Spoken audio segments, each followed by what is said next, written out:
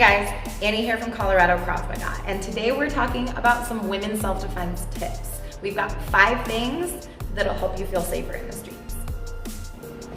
Thing number 1, situational awareness.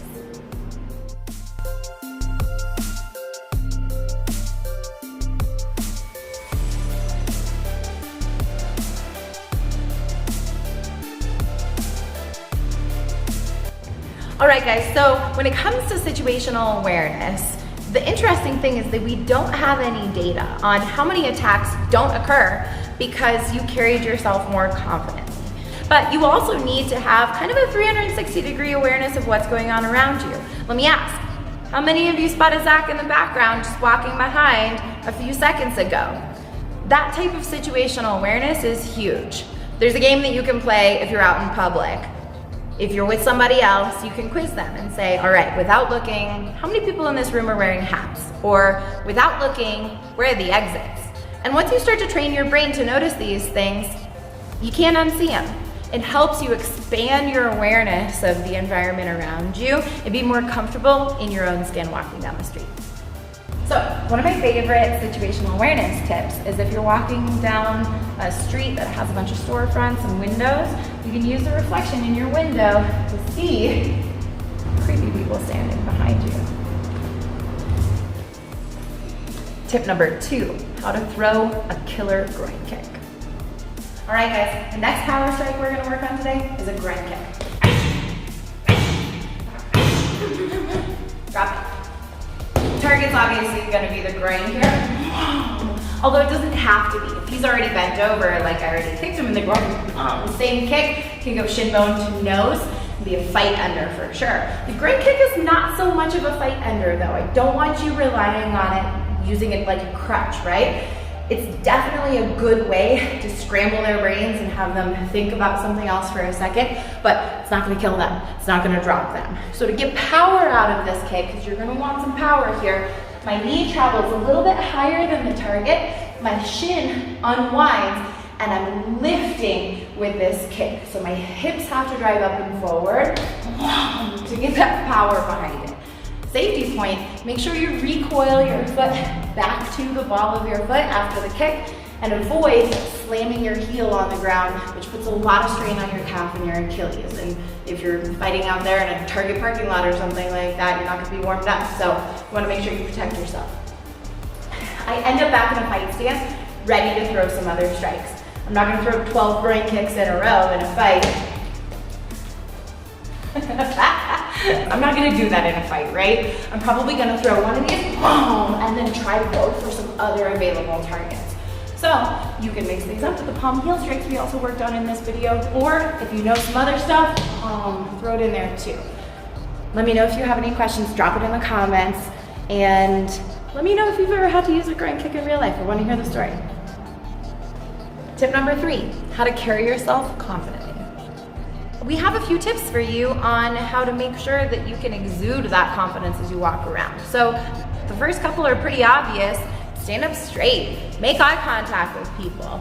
Walk like this is your house. That's how you want to be walking down the street, right? If they looked an attacker or would-be attacker in the eye and gave them the, I see you, what are you doing, look, instead of hiding their gaze and showing victim behaviors. So with training, you build that confidence. You don't even have to think about it. But as you walk, you stand straighter. You walk with more purpose. You make eye contact and carry yourself more confidently just innately through your physical activity and through the fact that you know how to throw a really strong punch, or if you watch the rest of this video, a really strong palm heel strike, or a really strong groin kick.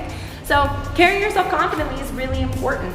And I guarantee that once you start walking with more confidence, the way that you interact with the world around you will change. You'll advocate for yourself better, and you'll feel less afraid when you walk down the street at night or during the day, it doesn't matter, but you'll have more solutions for what might happen. Tip number 4, how to defend against a bear hug from behind.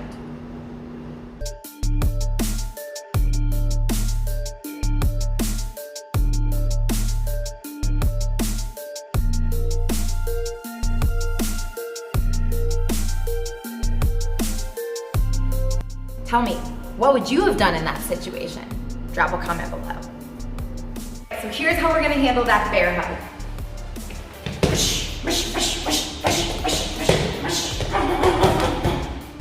So let's break it down a little bit.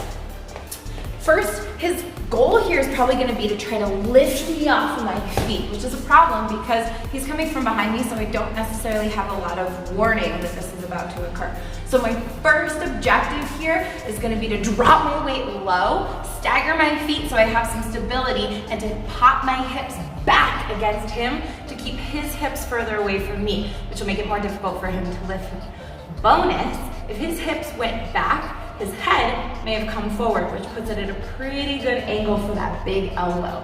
There's no guarantee it'll be on my left side though. It's possible it could be on my right. So I'm gonna send one over here, one over here, switching sides until I make contact. But once I do, I'm gonna stay there. I'm gonna keep striking that same place. Turning around after I feel his hands loosen their grip. Now I'm starting to get into a better fighting position here. I'm gonna keep turning in until more of those strikes are available to me. I'm gonna finish my fight, make distance if I need to, get home safe. Hey guys, so there's one thing that's really important that I want you to know. Actually, no, I need you to know, is that one video with 5 self-defense tips in it is not gonna be enough to make you safe. And anybody who says that is selling snake oil. You need to train and you need information about how attacks actually happen in real life and how we actually respond to them instinctively and how you can use those instinctive reactions as actual usable defenses. So check out our online university. We have a ton of videos for you to go through. It's literally every technique that's in the curriculum.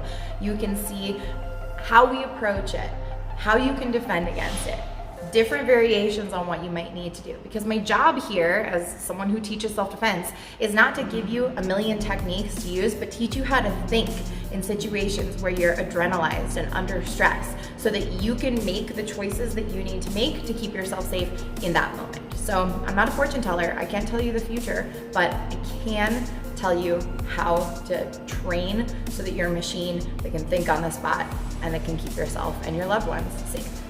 Tip number 5, what to do when someone grabs you and pulls.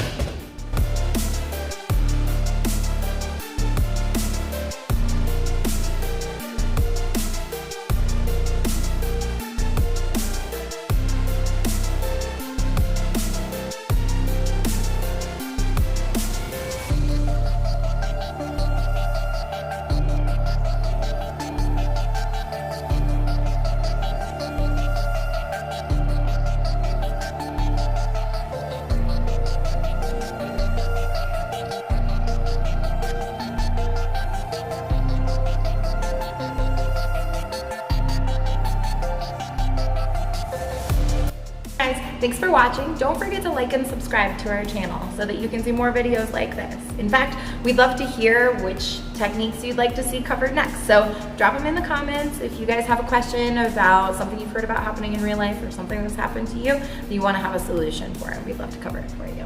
Have an awesome day.